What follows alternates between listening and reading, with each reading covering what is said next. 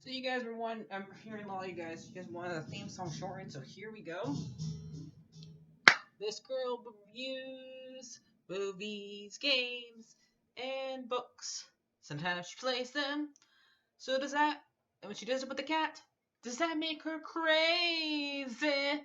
Does that make her crazy? Probably. So it's shorter. There you go. Crazy Cat Lady Gamer Reviewer or Martha Butler does not own any trailers or pictures. I use them under fair use, educational, for education and entertainment purpose. Hi everybody, Martha here. So a couple things before we begin with this review with Rebels, Star Wars Rebels. Apparently, Ahsoka is gonna get her own TV show. It's live action. The one who's going to play her is the Zamsek one that's going to play for the Mandalorian episode she's going to be in, which is uh the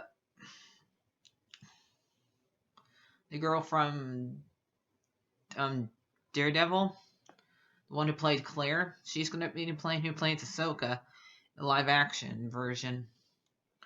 So that's as far as we know about that show. We don't know when it's going to come out with everything that's going on right now, but they have an idea of doing that in the future. So yeah, and we don't know how far it is going to be in the future, or when it's going to take place, stuff like that. But all we know is that she's going to get her own show. So yay! But so let's get started with this review of Rebel. So to tell you the truth, I did not know I was going to like this show or not when I first watched this, since how old I am now, and this show is basically for kids. But I wanted to watch it to see how if it's any good, and as far as I would say, it's pretty good, even though a lot of the characters in it are not ones from the New Hope show, because we don't know where they're at the moment. Even though they're all at Lothal during this time, I guess. Keep Lothal under control, basically. So yeah. And so let's get started with introducing each character. So we got Ezra Bridger, who started life as a thief on Lothal, and got welcomed to a group of rebels. Era, who was their pilot. Sabine, who is a Mandalorian. Zeb, who's basically was based off the first design of Chewbacca. This is what Chewbacca was originally going to look like. And we also got and Zeb's is basically a big brute. And we also got Kanan, who was one of the apprentices from the Jedi's that was fought on Clone World that escaped from being killed. And we also got little Chopper, who is who I actually love more than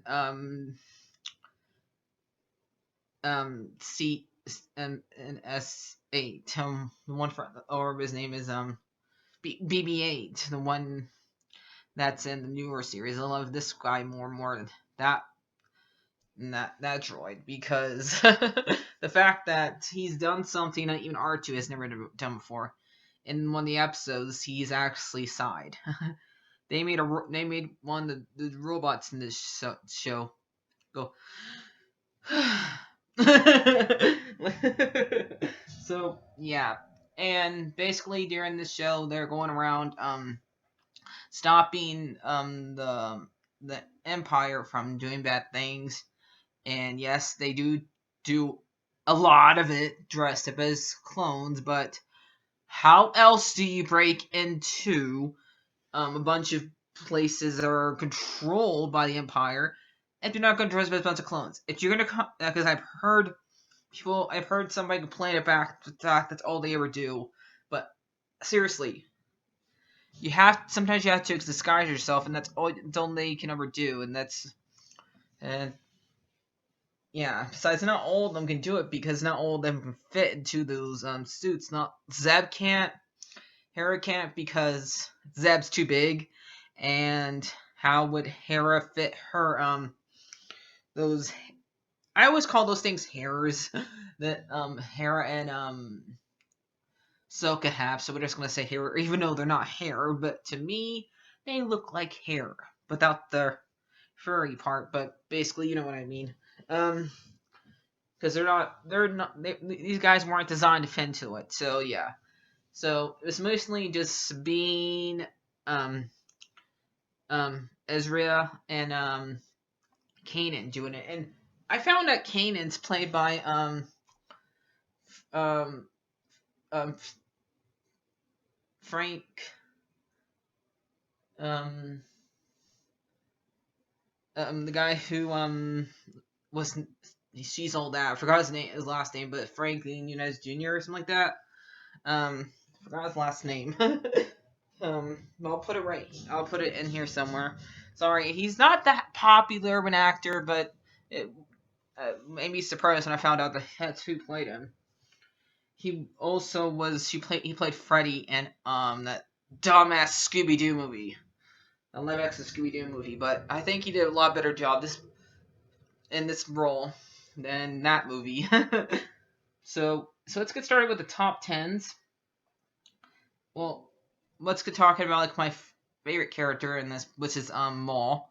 I love Maul because even though he did not have a good run in the original movie in the clone and the prequels, since he survived, since he died in the first movie he was introduced in, but we thought he died.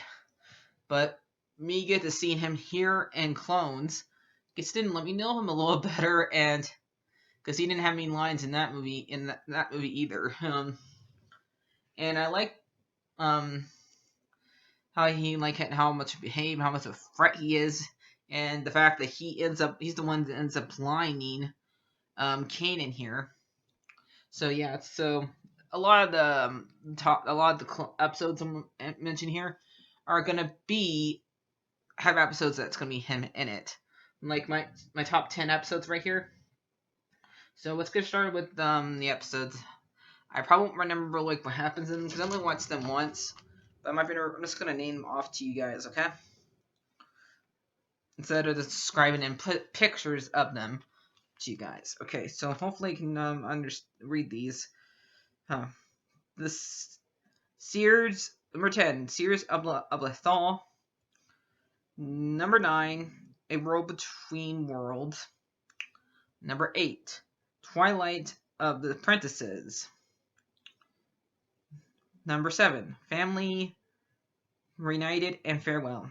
Number 6, Jedi Knight, which is the episode that Kanan dies, and I'm going to describe this one because this one of our episodes, like Kanan knew this is going to happen to him because of the way he was acting. Like he cut his hair to the way where he was when he first met Hera, and he was like acting like this was like his last day on Earth because he left. He told Ezra, "You are in charge of this mission," even though he was going to be there with him. He let Ezra have a turn, be in charge. So yeah, and I just thought that was kind of heartwarming.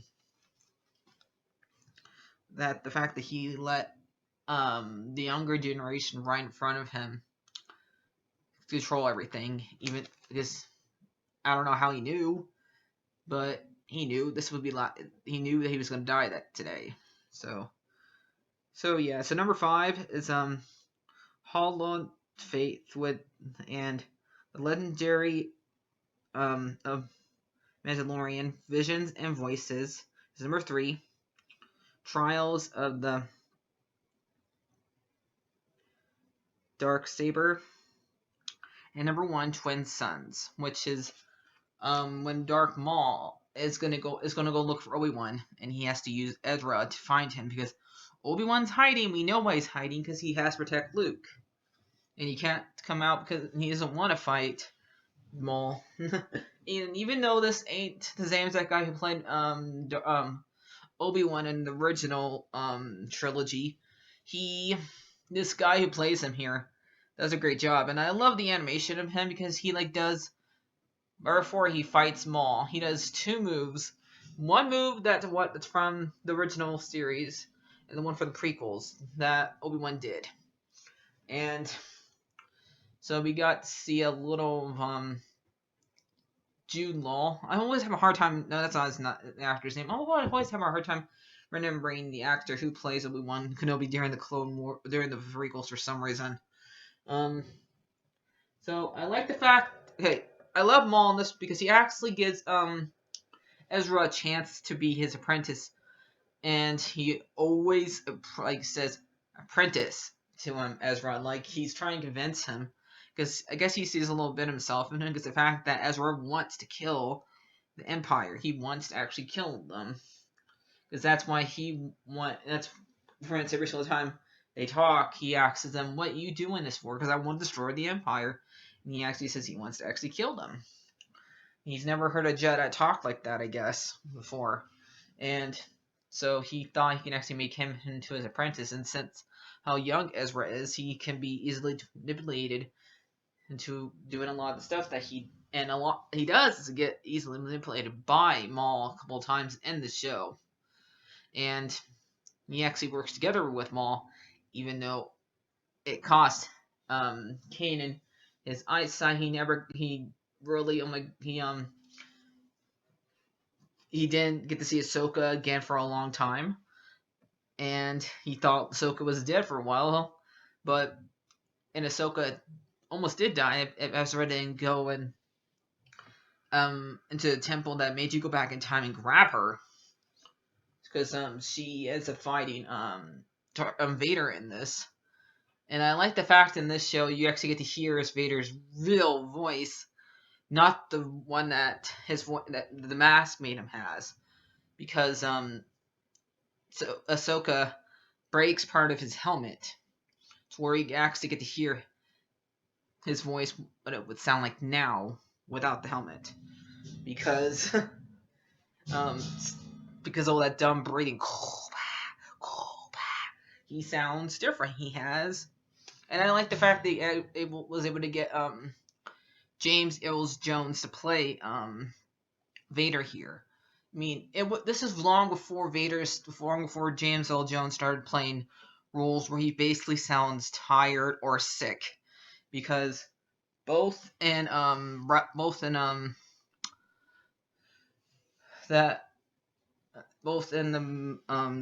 Lion King, the live action version, and the last Star Wars movie he was in, he sounds sick or tired. He's not, like his voice. He can still act. It's just that his voice doesn't have it in him to do it anymore. So yeah. So, but this is long before that, and he's still able to sound scary and intimidating and stuff like that here for the few episodes that Vader is in. And I like the fact that in the last episode in this show, the farewell and the family reunited in farewell, they showed the Emperor here appearing as a friend, just like he did in the prequels. He didn't have his cloak on when he talked to Ezra here, because he was trying to get Ezra to go and see his mom and dad again. And he thought appearing as a friend would make him go in there. But Ezra knows here he has a family here. He realized that. And he has to stay with them. So, yeah. But I like the fact that he appeared as a friend. Because I guess he really does represent the devil, because if you know what the Bible says about the devil always appears as a friend and to trick you, but it did not work. So I do like the show. I would say I'll give this show a 8 out of 10 because there's some episodes where I did not enjoy it. Like, there's a character on this show I really don't like. It's the droid that was part of the rebel. That was part of the rebel. Part of the Empire before he joined here. I don't even remember his name, but because they tried to make him and Charper like the new C-3PO. Like, you cannot replace those two. Those guys are a group that those two are the only. It's like lightning striking twice. What those two do together is impossible to emulate again. So, and the fact they try to do that again here, it's not the same thing. Their arguments are not the same. And to tell you the truth, Chopper works better alone than with this guy. And yeah. So, and having Prince every episode that he was in together sucked. And to where one time we actually thought he was gonna be dead, I was like, "Don't go after him. Just have him die." So yeah, I'll see. So Sully gives it all for pause, but he's not over here, and you're not seeing my face right now anyway. So I'll see you guys later. And if any new subscribers come along that I can actually see their names, they're allowed to make a suggestion if they want me to review anything. As long as I can find it, I'll do it. So, do you want me to review a movie? I'll do it. Do you want me to watch a TV show? I'll do it. As long as I can find those things and get it. So yeah. And same thing with video games, but the same exact thing. Right now, so I'll see you guys. Bye bye.